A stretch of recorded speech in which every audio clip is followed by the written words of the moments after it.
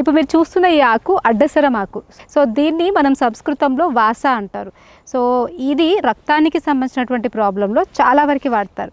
So వాడుక భాషలో అయితే చాలామందికి దగ్గు జలుబు అట్లాంటివి ఉన్నప్పుడు ఇది ఒక ఆకు.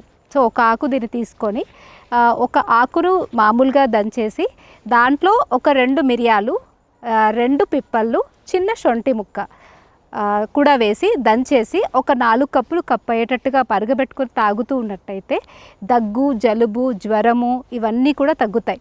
చిన్నపిల్లల్లో బాగా కఫం పేరుకుపోయి నంజు అంటాం కదా, అది బాగా ఎక్కువ వస్తున్నప్పుడు ఇది కొంచెం చేదుగా ఉంటుంది.